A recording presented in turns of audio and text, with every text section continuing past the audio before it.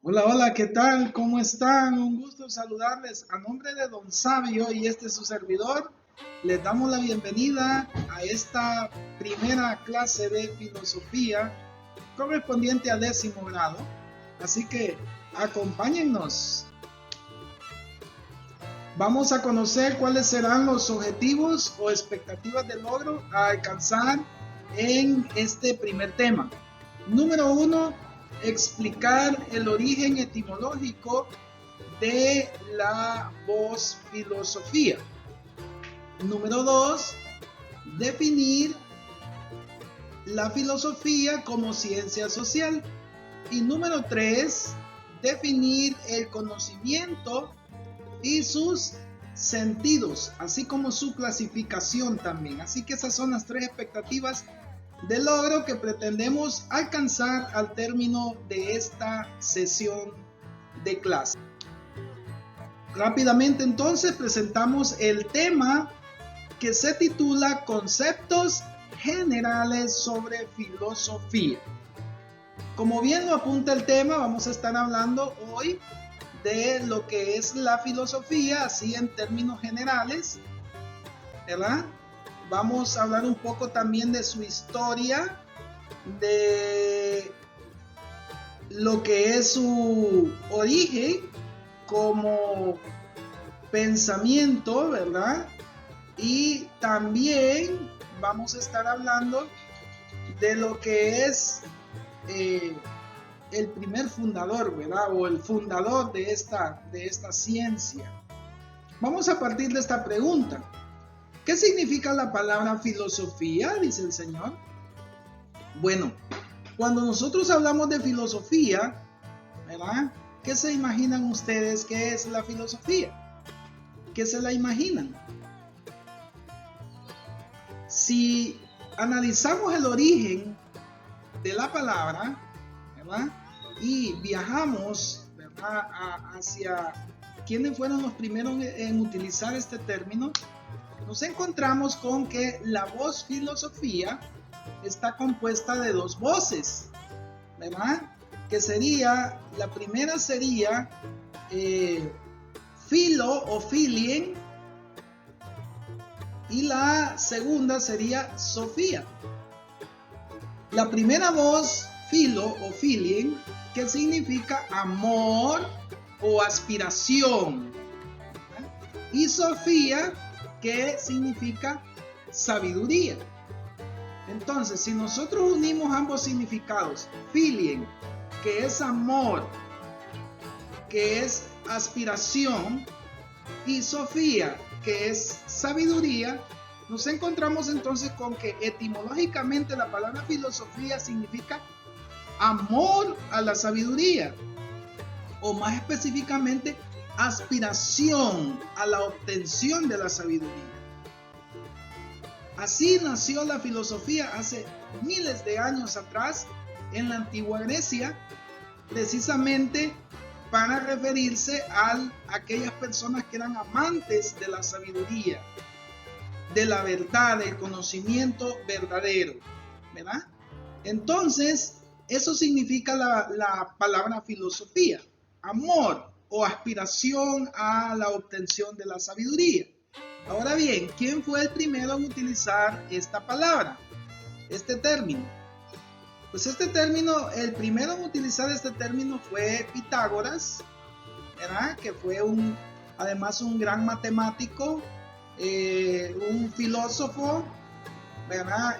Destacado en muchas áreas, ¿verdad? En la música, en fin, estos señores eran sabios porque realmente ellos tenían conocimiento de todo. Y a él se le atribuye precisamente lo que es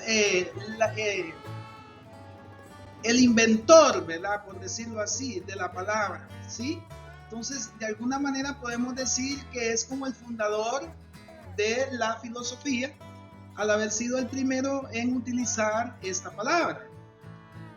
Más sin embargo, es interesante ver cómo Pitágoras no consideraba que él era un sabio. Él más bien decía que era un amante de la sabiduría, ¿verdad? Yo soy un amigo de la sabiduría, decía él, ¿verdad? En ningún momento soy un sabio, pero sí un amante, ¿verdad? Un perseguidor de la sabiduría, ¿verdad? Según él, ¿verdad? Sabio solo es Dios, ¿verdad? Así lo atribuía él. El único sabio aquí es Dios, decía él. Por eso la sabiduría es la ciencia de Dios, decía Pitágoras. Y la filosofía es la ciencia del hombre, decía, ¿verdad? Entonces, ahí podemos ver un poco también, ¿verdad?, de la humildad que caracterizó a este gran pensador, ¿verdad?, Pitágoras, el cual pues, a pesar de todo el gran cúmulo de conocimiento que él tenía, no se hacía llamar un sabio, ¿verdad?, sino un amante de la sabiduría, ¿verdad?, consciente, ¿verdad?, de que el conocimiento es algo tan amplio que es imposible poderlo obtener todo, ¿verdad? Muy bien, hacía diferenciación entre tres términos, ¿verdad? Y esto es interesante que lo analicemos. Él hablaba de tres términos, ¿verdad? El sopos o sabio, el filósofo y el ignorante, ¿verdad? Es como que digamos, él diferenciaba entre tres tipos de personas, de grupos. Los sopos o sabios, decía él, no necesita filosofar porque lo sabe todo, ¿verdad? En este caso, pues, él se refería, pues, a Dios o a los dioses, porque los antiguos griegos eran politeístas, creían en varios dioses. Entonces, para él, el sopos o sabio era alguien que lo sabía todo. Por lo tanto, no necesitaba filosofar, ¿verdad? ¿Para qué? Si ya lo sabía todo desde el principio. Luego, decía él, están los filósofos, ¿verdad?, que somos amantes de la filosofía, decía él. Y ahí, pues, en ese grupo se incluía él, ¿verdad? Como un filósofo, ¿verdad?, un amante, un perseguidor constante de la sabiduría. Y el tercer grupo, los ignorantes, decía él, que es aquel que no filosofa, no sabe, pero tampoco le interesa saber, no quiere saber. Entonces hace esa, precisa en esos tres términos, el sopos o sabio, ¿verdad?, que al saberlo todo, pues no necesita filosofar. El filósofo, que sí está constantemente filosofando para encontrar la sabiduría, porque ama la sabiduría. Y el ignorante, que es aquel que no filosofa, no sabe, pero tampoco quiere saber, ¿verdad? Le da igual, como decimos. Muy bien. Ahora bien, ¿cómo podemos definir lo que es la filosofía? Dar un concepto así específico de lo que es la filosofía quizás es un tanto difícil, porque la filosofía se puede ver desde varios ámbitos. Se le puede dar varios enfoques, ¿ya? La filosofía, por ejemplo, hay quienes consideran que es un arte, hay otros dicen que es un amor, ¿ya? Otros piensan que es una ciencia, ¿ya? Entonces, se puede definir de muchas maneras, ¿verdad?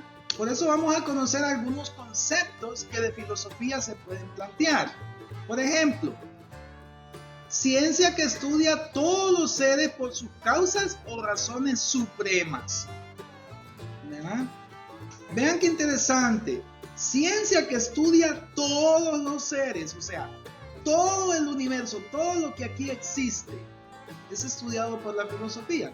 Y las estudia por sus causas o razones más superiores, ¿verdad?, más altas, más profundas, ¿ya? Otro concepto, ciencia de todas las cosas por sus últimas causas, adquirida por la sola luz de la razón. ¿Ya? En este segundo concepto podemos ver nosotros cómo la filosofía se autodenomina la ciencia de todo, la ciencia de todas las cosas, de lo vivo y de lo no vivo, ¿verdad?, de todo lo que existe aquí en este mundo, en este universo, por sus últimas causas, o sea, por la esencia, por lo más profundo, ¿verdad? Del interior de cada ser, ¿verdad? Adquirido por la sola luz de la razón, o sea, visto y analizado por el razonamiento humano. Muy bien, y tenemos un concepto más. La filosofía es ciencia, conocimiento cierto y evidente, adquirido mediante la reflexión y la demostración. Y eso es bien importante, ¿verdad? El filósofo no se conforma con cualquier concepto, con cualquier suposición de algo, ¿verdad? La filosofía escudriña, quiere ver lo que hay detrás de esa realidad aparente que a veces nos dan nuestros sentidos, ¿verdad? Por eso dice, es un conocimiento cierto y evidente, adquirido mediante la reflexión y la demostración, ¿verdad? Entonces, por eso se dice que el filósofo, ¿verdad?, constantemente destruye el mundo y lo vuelve a construir, precisamente, ¿verdad? Porque no se conforman con cualquier respuesta sobre determinados hechos o fenómenos que se dan a nuestro alrededor. Muy bien, como la filosofía es la ciencia de la sabiduría, del conocimiento, es importante que reparemos un poco en cuanto a lo que es el conocimiento. ¿Qué entendemos nosotros por conocimiento? Y diferenciar entre el conocimiento sensitivo y el conocimiento intelectual, entendiendo pues que gran parte del conocimiento que nosotros adquirimos, ¿verdad?, es por la vía de nuestros sentidos, que ya sabemos cuáles son, ¿verdad? A través de la vista, de la audición, del olfato, del tacto, nos damos cuenta de lo que sucede a nuestro alrededor, ¿verdad? Y nuestro cerebro procesa esa información para que nosotros actuemos en consecuencia, ¿verdad? Ese conocimiento adquirido por la vía de los sentidos es lo que se conoce como conocimiento sensitivo, ¿verdad? Que trata de cosas materiales y concretas, de lo que podemos ver, escuchar y tocar. Pero también está el conocimiento intelectual, que es más espiritual, trata de cosas inmateriales que no podemos tocar ni ver, ¿verdad? Más abstracto, ¿verdad? Como por ejemplo la sustancia que conforma las cosas y los seres, ¿verdad? Entonces, diferenciamos en esos dos tipos de conocimiento, ¿verdad? O esos dos sentidos en que podemos ver el conocimiento.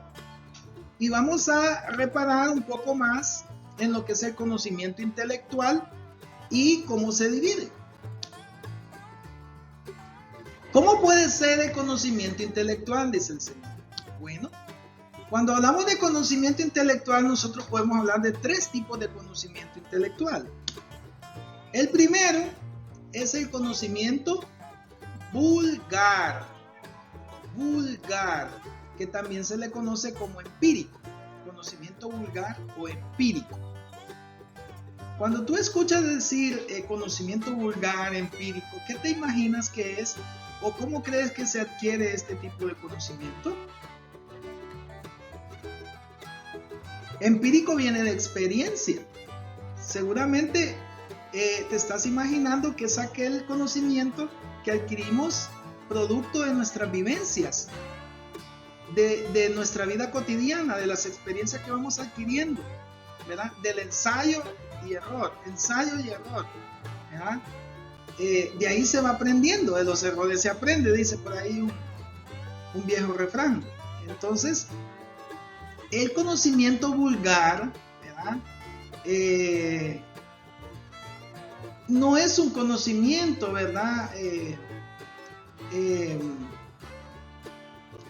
¿Cómo podría decirlo? Es un conocimiento espontáneo, ¿verdad? Porque no es planificado, ¿verdad? No sigue ningún método, no lleva mayor reflexión, ¿verdad? Y no es un conocimiento seguro, ¿verdad? Es más propio de hombres incultos, ¿verdad? Y muchas veces de los niños, ¿verdad? Que cuando uno es un infante, pues se hace ideas erróneas del mundo en el que vive uno, ¿verdad? Y uno piensa que realmente Superman existe y vuela, ¿verdad? Y quiere ponerse la capa para volar como Superman. Entonces, ¿qué pasa? El conocimiento vulgar puede prestarse entonces para cosas incorrectas, ¿verdad? Para conocimientos adquiridos, pero sin mayor demostración ni comprobación de que sean reales, ¿verdad? Entonces, en nuestro diario vivir, nosotros adquirimos muchos conocimientos vulgares o empíricos que han sido aprendidos así, ¿verdad? De forma inesperada, pero lo hemos aprendido y de alguna manera nos sirve en la vida, ¿verdad? Porque lo aplicamos. Pero muchas veces este conocimiento nos puede llevar también a cometer errores. El segundo tipo de conocimiento intelectual es el conocimiento científico, ¿verdad? Este conocimiento, pues, ya es un conocimiento ordenado de las cosas, ¿verdad? Ya lleva un método y ya por sus propias causas, ¿verdad? Podemos decir que ya es un conocimiento producto de la experimentación, la comprobación, de la aplicación de un método científico para llegar a ese conocimiento, ¿no? Entonces ya es un conocimiento mucho más completo y más válido para todas las personas, ¿verdad? Por eso es universal. El conocimiento científico se convierte en un conocimiento universal porque es aplicable para todos, mientras que el conocimiento vulgar de repente tiende a la particularidad, ¿verdad? Muy bien. Y hay un tercer tipo de conocimiento que es el conocimiento filosófico, ¿verdad? Que es considerado el más perfecto de todos, ¿verdad?